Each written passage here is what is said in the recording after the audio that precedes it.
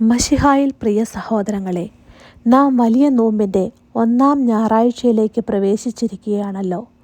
സഭ ഇന്ന് ഈ ദിവസത്തെ കുഷ്ഠരോഗിയുടെ ഞായർ എന്ന് വിളിക്കുന്നു. നോമ്പിൻ്റെ ആരംഭത്തിൽ തന്നെ ഈ വചനഭാഗം നമുക്ക് നൽകുന്ന ഒരു സത്യം, നാം എത്ര വലിയ പാപിയാണെങ്കിലും ലോകം നമ്മെ എത്രമാത്രം മാറ്റി നിർത്തിയാലും നമ്മെ തൊട്ടു സുഖപ്പെടുത്തുവാൻ മനസ്സുള്ളൊരു ദൈവം നമുക്കുണ്ട് എന്നതാണ്. പാപമാകുന്ന ആത്മീക കുഷ്ഠം ബാധിച്ച് ദൈവത്തിൽ നിന്നും അകന്നു നിൽക്കുന്ന നമ്മെ യേശു തൻ്റെ സാമീപ്യത്തിലൂടെ വീണ്ടും ദൈവത്തിലേക്ക് അടുപ്പിക്കുന്നു. ഇന്നത്തെ ചിന്തയ്ക്കായിട്ട് എടുത്തിരിക്കുന്ന വചനഭാഗങ്ങൾ ലൂക്കോസ് എഴുതിയ സുവിശേഷം 4-ാം അധ്യായം 40-41, ലൂക്കോസ് എഴുതിയ സുവിശേഷം 5-ാം അധ്യായം 12-13 വാക്യങ്ങളാണ്. സൂര്യൻ അസ്തമിച്ചപ്പോൾ പലതരം രോഗങ്ങളാൽ വലഞ്ഞവരെയും ജനം അവിടുത്തെ അടുക്കൽ കൊണ്ടുവന്നു. യേശു ഓരോരുത്തരുടെയും മേൽ കൈകൾ വെച്ച് അവരെ സുഖപ്പെടുത്തി.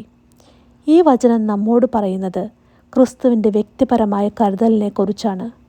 യേശുവിന് ആ ആൾക്കൂട്ടത്തെയോ ലോകത്തെ മൊത്തമായോ സുഖപ്പെടുത്താമായിരുന്നു. എന്നാൽ അവിടുന്ന് ഓരോരുത്തരെയും സ്പർശിച്ചു. അതെ, നമ്മുടെ ഓരോരുത്തരുടെയും പേരും വേദനകളും അവിടത്തേക്ക് അറിയാം. നമ്മുടെ വേദനകൾ എത്ര ചെറുതായാലും എത്ര വലുതായാലും അത് ദൈവത്തിന് പ്രധാനപ്പെട്ടതാണ്. ദൈവം നമ്മെ ഒരു ജനക്കൂട്ടമായിട്ടല്ല, മറിച്ച് തൻ്റെ സ്വന്തം മക്കളായിട്ടാണ് കാണുന്നത്. ഈ നോമ്പുകാലത്ത് ക്രിസ്തു നമ്മെ ഓരോരുത്തരെയും വ്യക്തിപരമായി സ്പർശിക്കാൻ ആഗ്രഹിക്കുന്നു. പട്ടണങ്ങളിൽ ഒന്നിൽ വെച്ച് സർവാംഗം കുഷ്ഠം ബാധിച്ച ഒരാൾ യേശുവിനെ കണ്ടു. അവൻ തറയിൽ വീണ് അപേക്ഷിച്ചു, "കർത്താവേ, നിനക്ക് മനസ്സുണ്ടെങ്കിൽ എന്നെ ശുദ്ധനാക്കാൻ കഴിയും." ഈ മനുഷ്യൻ്റെ വിശ്വാസത്തിൻ്റെ ആഴം നമുക്ക് മാതൃകയാകണം. അവൻ തൻ്റെ അഹങ്കാരത്തെയും വ്യക്തിത്വത്തെയും ശൂന്യമാക്കിയിട്ടാണ് ക്രിസ്തുവിൻ്റെ മുൻപിൽ വീണത്. നിനക്ക് മനസ്സുണ്ടെങ്കിലെന്ന് അവൻ പറയുമ്പോൾ തൻ്റെ ആഗ്രഹത്തേക്കാൾ ദൈവഹിതത്തിന് അവൻ പ്രാധാന്യം നൽകി. നമ്മുടെ പ്രാർത്ഥനകൾ പലപ്പോഴും ഒരു ഡിമാൻഡ് പോലെയാണ്. എന്നാൽ യഥാർത്ഥ പ്രാർത്ഥന ദൈവഹിതത്തിന് കീഴടങ്ങലാണ്.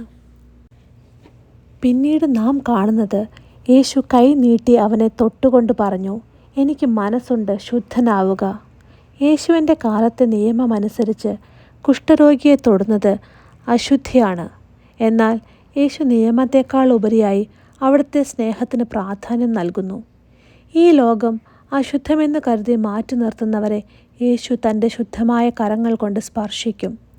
ഈ നോമ്പിൽ നമ്മുടെ ഉള്ളിലെ വിദ്വേഷവും വെറുപ്പും നീക്കി മറ്റുള്ളവരെ സ്നേഹത്തോടെ സ്പർശിക്കാൻ നമുക്കും സാധിക്കണം. 10 കുഷ്ഠരോഗികളെ സുഖപ്പെടുത്തിയപ്പോൾ ഒരാൾ മാത്രമാണ് നന്ദി പറയാൻ വന്നത് എന്ന് നാം വചനത്തിലൂടെ കാണുന്നു. എന്താണ് നാം ഇതിൽ നിന്ന് മനസ്സിലാക്കേണ്ടത്? നമുക്ക് ലഭിച്ച നന്മകൾക്ക് നാം ദൈവത്തോട് നന്ദി പറയാൻ മറക്കരുത്. അതുപോലെ ലൂക്കായുടെ സുവിശേഷം 4-ാം അധ്യായം 40 പറയുന്നു, തങ്ങളുടെ പ്രിയപ്പെട്ടവരെ ജനം യേശുവിൻ്റെ അടുക്കൽ എത്തിച്ചു എന്ന്. ഈ ജനത്തെപ്പോലെ നമ്മുടെ പ്രാർത്ഥനയിലൂടെയും സാമീപ്യത്തിലൂടെയും കഷ്ടപ്പെടുന്നവരെ ക്രിസ്തുവിലേക്ക് നയിക്കുവാൻ നമുക്ക് സാധിക്കണം. ഇത്രയേറെ അത്ഭുതങ്ങൾ ചെയ്ത് ജനം തിങ്ങി നിൽക്കുമ്പോൾ യേശു പിന്നീട് എന്താണ് ചെയ്തത്? അവിടുന്ന് വിജനമായ സ്ഥലങ്ങളിലേക്ക് പിൻവാങ്ങി പ്രാർത്ഥിച്ചു കൊണ്ടിരുന്നു. ഇത് നമുക്ക് വലിയൊരു പാഠമാണ് പകർന്നു നൽകുന്നത്. വിജയങ്ങളുടെയും തിരക്കുകളുടെയും ഇടയിൽ നാം ദൈവത്തെ മറന്നു പോകാൻ സാധ്യതയുണ്ട്. എന്നാൽ ഈ 50 ദിവസത്തെ നോമ്പ് കാലത്ത് നമ്മുടെ ജീവിതത്തിലെ തിരക്കുകളിൽ നിന്ന് മാറി യേശുവിനെ പോലെ വിജനമായ ഒരിടത്തിരുന്ന് ദൈവത്തോട് നമുക്കും സംസാരിക്കാം. കുഷ്ഠരോഗിയുടെ സൗഖ്യം കേവലം ഒരു ശാരീരിക സുഖപ്പെടൽ മാത്രമല്ല, അത് ഒരു പുതിയ ജീവിതത്തിൻ്റെ ആരംഭമായിരുന്നു. പുറത്താക്കപ്പെട്ടവൻ സമൂഹത്തിൻ്റെ ഭാഗമായി മാറി. നിരാശയിലായിരുന്നവൻ പ്രത്യാശയുള്ളവനായി മാറി. ഈ നോമ്പ് കാലത്ത് നാം നമ്മോട് തന്നെ ചോദിക്കേണ്ട ചോദ്യം, എൻ്റെ ജീവിതത്തിൽ സൗഖ്യം ആവശ്യമുള്ള ഭാഗങ്ങൾ ഏതാണ്? അത് നമ്മുടെ ദേഷ്യമായിരിക്കാം, സ്വാർത്ഥതയായിരിക്കാം, അഹങ്കാരമായിരിക്കാം, അല്ലെങ്കിൽ മറ്റുള്ളവരോട് ക്ഷമിക്കാൻ പറ്റാത്തതായിരിക്കാം. ക്രിസ്തുവിൻ്റെ മുൻപിൽ ആ കുഷ്ഠരോഗിയെപ്പോലെ നമുക്കും വീഴാം. പാപമാകുന്ന കുഷ്ഠം ബാധിച്ച നമ്മെ അവിടുന്ന് തൊട്ട് ശുദ്ധീകരിക്കട്ടെ. ഒരു നിമിഷം നമുക്ക് നമ്മുടെ കണ്ണുകളെ അടയ്ക്കാം, തലകളെ വണങ്ങാം. ഞങ്ങളുടെ കാവൽക്കാരനും വൈദ്യനുമായ സർവശക്തനായ ദൈവമേ, ഈ വലിയ നോമ്പിൻ്റെ ആദ്യ ഞായറാഴ്ച ഞങ്ങൾ നിൻ്റെ സന്നിധിയിലായിരിക്കുന്നു. ലൂക്കോസിൻ്റെ സുവിശേഷത്തിൽ ഞങ്ങൾ കണ്ട ആ കുഷ്ഠരോഗിയെപ്പോലെ ഹൃദയം നൊന്ത് ഞങ്ങൾ നിന്നോട് അപേക്ഷിക്കുന്നു. കർത്താവെ, നിനക്ക് മനസ്സുണ്ടെങ്കിൽ ഞങ്ങളെ ശുദ്ധരാക്കണമേ. ഞങ്ങളുടെ ഉള്ളിലെ പാപക്കറകൾ കഴുകണമേ. അഹങ്കാരം കൊണ്ടും വിദ്വേഷം കൊണ്ടും ഞങ്ങൾ സ്വയം തീർത്ത മതിലുകൾ തകർക്കണമേ. യേശുവേ, രോഗികളായിരിക്കുന്നവർക്ക് ശാരീരിക സൗഖ്യവും മനസ്സ് തകർന്നവർക്ക് ആത്മീക ശാന്തിയും നൽകണമേ. അങ്ങയുടെ കരുണയുടെ കരങ്ങൾ ഞങ്ങളുടെ മേൽ വച്ച് ഞങ്ങളെ അനുഗ്രഹിക്കണമേ.